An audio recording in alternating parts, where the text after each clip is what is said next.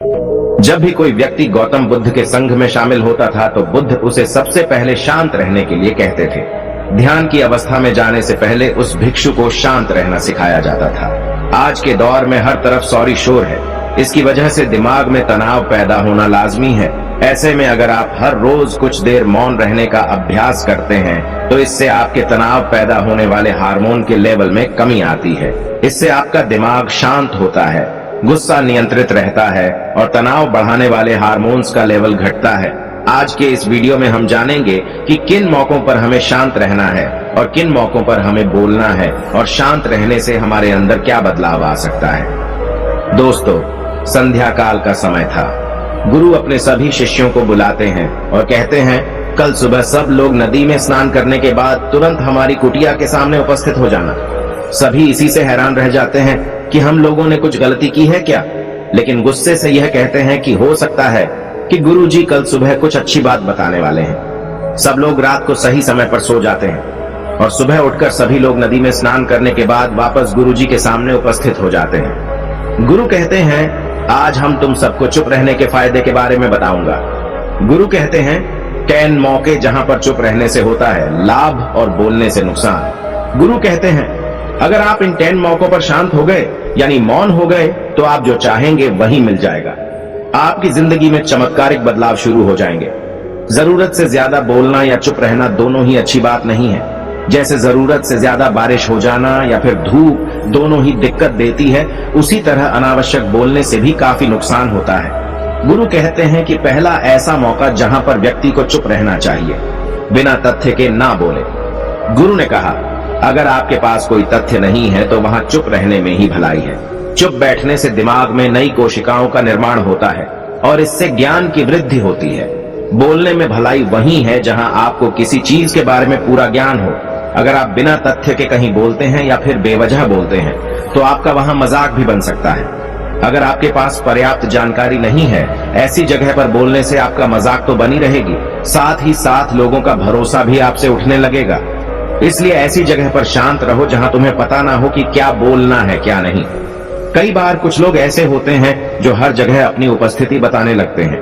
उन्हें पता नहीं होता है कि हमें क्या बोलना है, लेकिन फिर भी बोलते जाते हैं और फिर बाद में दूसरे लोग उनके जाने के बाद उनका मजाक उड़ाते हैं। जब तक आपको उस तथ्य के बारे में अच्छा ज्ञान नहीं है, उसके बारे में पता नहीं है, तो वहां चुप रहना ही ज्यादा समझदारी है।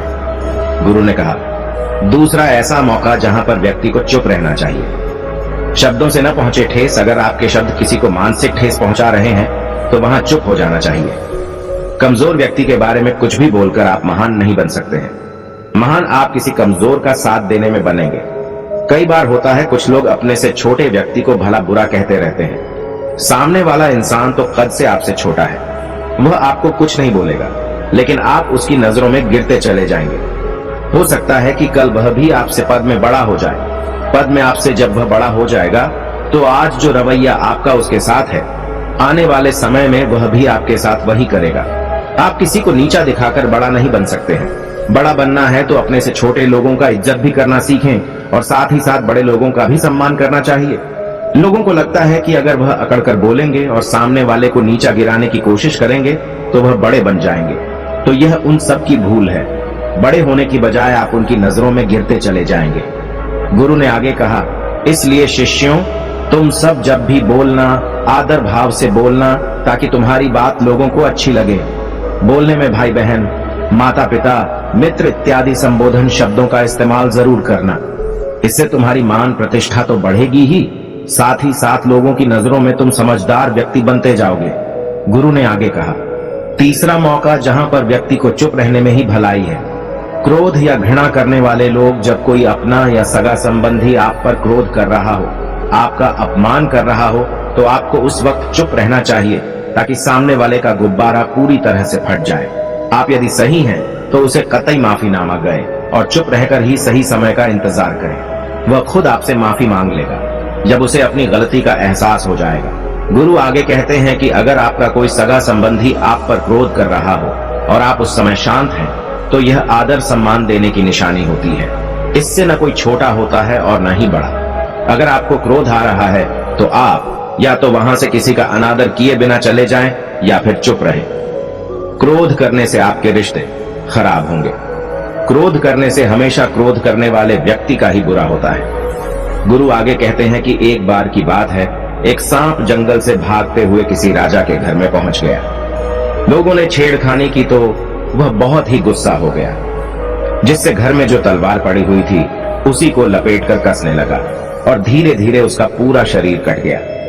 ठीक उसी प्रकार हमारा गुस्सा भी हमारे शरीर को तलवार की भांति काटता रहता है। गुस्सा ध्यान से खत्म होता है प्रतिदिन। अगर आप ध्यान की मुद्रा में बैठे हैं तो आपका गुस्सा आपके नियंत्रण में रहेगा। गुरु आगे कहते हैं कि यह तरीका है कि आप प्रतिदिन ध्यान का अभ्यास करें। इससे आपके शरीर में जो हार्मोन्स गुस्से को बढ़ावा देते हैं वह सब तुम्हारे नियंत्रण में रहेंगे, जिससे शरीर गुस्से पर आसानी तुम्हारा से काबू पा लेगा। लेकिन एक तरीका यह भी है कि जब भी आपको गुस्सा आए तो आप यह समझने का प्रयास करो कि क्या मेरा गुस्सा जायज है या नहीं। हमें वहां पर बोलना चाहिए कि नहीं। जब आप खुद इस बात का आकलन लगा पाएंगे तो आपको खुद पता चल जाएगा कि हमें गुस्सा करना चाहिए या नहीं। फिर भी आपको गुस्सा आ रहा है तो आप वहां से हटने का प्रयास करें, वहां से दूर चले जाएं। धीरे धीरे समय के साथ आपका दिमाग शांत हो जाएगा। गुरु ने कहा, चौथा ऐसा मौका जहां पर इंसान को बहुत ही समझदारी के साथ काम लेना चाहिए, वहां पर आपको चुप रहना ही चाहिए। जहां पर उस मुद्दे से आपका कोई संबंध ना हो। अगर आपका किसी मुद्दे से कोई संबंध ना हो तो वहां आपका चुप रहना बनता है। बिना किसी वजह अगर आप दूसरे के मुद्दे पर बोलेंगे तो यह आपके लिए अनिष्टकारी होगा। इसमें केवल और केवल आपका ही नुकसान है। जल्द ही आप किसी दो लोगों के बीच हो रहे विवाद में जल्दी अपनी टांग न डालें।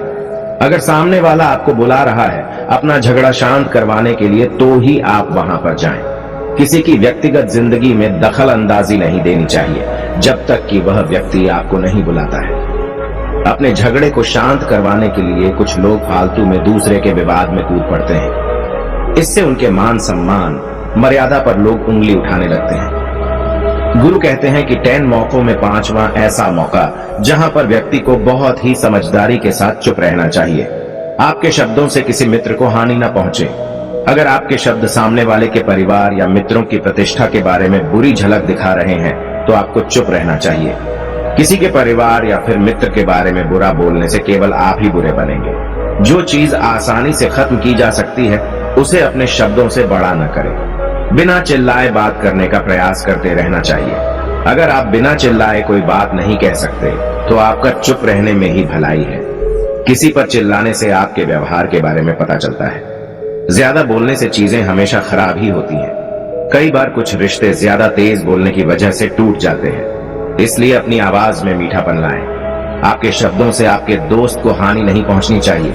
कभी कभी दोस्तों के जब हम मजाक हैं तो रहे कि आपके शब्दों से किसी का अनादर ना हो।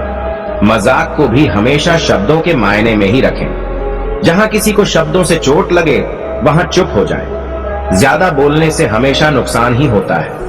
किसी और की प्रतिष्ठा को अपने शब्दों के माध्यम से उसे हानि नहीं पहुंचानी चाहिए। यदि आपके शब्दों से किसी और की प्रतिष्ठा को ठेस पहुंच रही है तो वहां आपको चुप हो जाना चाहिए। जब कोई व्यक्ति आपके सामने नहीं है तो आप उस व्यक्ति के बारे में बुरे शब्द किसी तीसरे व्यक्ति के सामने न बोलें। गुरु कहते हैं, छठा मौका जहां पर व्यक्ति को चुप रहना चाहिए, जब कोई कर रहा हो किसी की बुराई। जब कोई आदमी आपके सामने किसी तीसरे आदमी की बुराई कर रहा हो तब तुम्हें चुप रहकर बस सुनना चाहिए।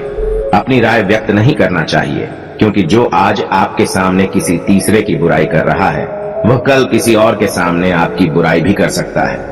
यदि आपने कुछ कहा है तो नीति शास्त्र के अनुसार जो अपने मुंह को बंद रखता है और बुद्धि से काम करता है वही इंसान समझदार होता है। बिना जरूरत के बोलना, किसी के बारे में किसी के बीच में बोलना यह गलत बात है।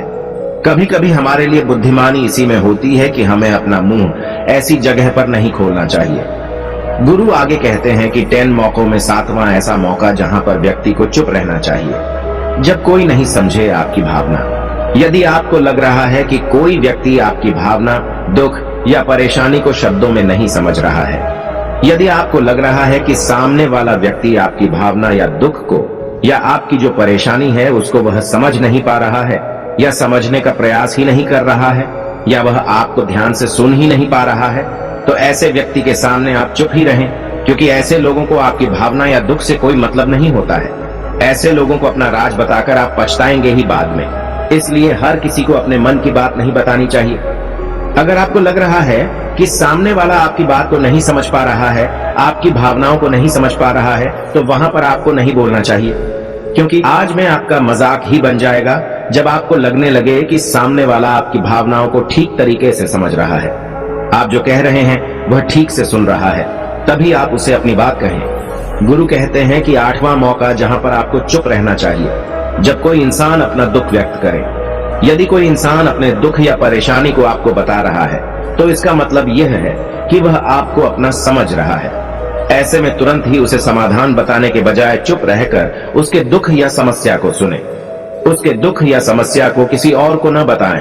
वह इसलिए नहीं बता रहा है कि उसकी समस्याओं का समाधान कर देंगे, बल्कि वह इसलिए भी बता रहा है कि सामने वाला उसकी बात को समझ रहा है। कई बार बताने से दुख कम हो जाते हैं। आपको अपना दुख इसलिए बता रहा होगा कि उसे लग रहा है कि आप उसकी बात को समझ रहे हैं। दुख बांटने से कम हो जाता है। इसलिए जब कोई व्यक्ति अपना दुख आपसे व्यक्त करे, तो आप चुप मारकर उसकी बात को बहुत ही ध्यान से सुने, ताकि उसके दुख कम हो जाएं। उसके मन का बोझ हल्का हो जाए, क्योंकि उसके मन में जो भी बातें थी वह आपको सब बता दिया। गुरु आगे कहते हैं कि 10 जगहों में 9 ही ऐसी जगह जहां पर आपको चुप रहना चाहिए। जहां पर दुष्ट प्रकृति के लोग रह रहे हों और गाली गलौज कर रहे हों, तो आप वहां पर मत जाइए। ऐसी जगहों से आप चुपचाप निकल जाएं, अर्थात अपनी प्रतिक्रिया दिए बिना आप वहां से चले जाएं, क्योंकि जिसकी जुबान खराब होती है, जो दुष्ट प्रकृति के लोग होते हैं, उनको आप ऐसे समय में नहीं समझा सकते हैं। जब उनका दिमाग पूरी तरह से शांत हो जाए, तभी वह आपकी बात सुनेंगे। इसलिए जहां पर दुष्ट प्रकृति के लोगों आपकी बात को न मानते हों और न ही सुनते हों, तो आपको वहां पर नहीं बोलना चाहिए। गुरु कहते हैं कि 10 माह ऐसा मौका जहां पर आपको शांत हो जाना चाहिए। अपनी सफलता का राज हर किसी को न बताएं। कई बार होता है कि कुछ लोग जो सफलता को बहुत ही जल्दी अर्जित कर लेते हैं, वे हर जगह अपनी सफलता का ढिंढोरा पीटने लगते हैं। ऐसे में क्या होता है कि कई लोग आपकी सफलता से खुश नहीं होते हैं। अगर आप अपनी सफलता का जबरदस्ती लोगों में ढिंढोरा पिटवा रहे हैं, तो लोगों की नकारात्मक ऊर्जा आपको प्रभावित कर सकती है। जब आप सफल होंगे तो सबको पता चल जाएगा कि आप सफल हो गए हैं। ढिंढोरा पीटने से नुकसान आपका ही होगा। इतना कहकर गुरु ने कहा, शिष्यों, आज के लिए बस इतना ही। अगर तुम सब मेरी इन 10 बातों को अपने जीवन में अपना लेते हो, तो तुम सब काफी हद तक परेशानियों से बचे रहोगे। यहाँ से जाने के बाद मेरी यह बातें आपके जीवन किसी वरदान से कम साबित नहीं होंगी। दोस्तों, मुझे उम्मीद है इस वीडियो से आपको बहुत कुछ सीखने को मिला होगा। अगर आप नए हो तो हमसे जुड़ने के लिए इस चैनल को सब्सक्राइब करना मत भूलिएगा।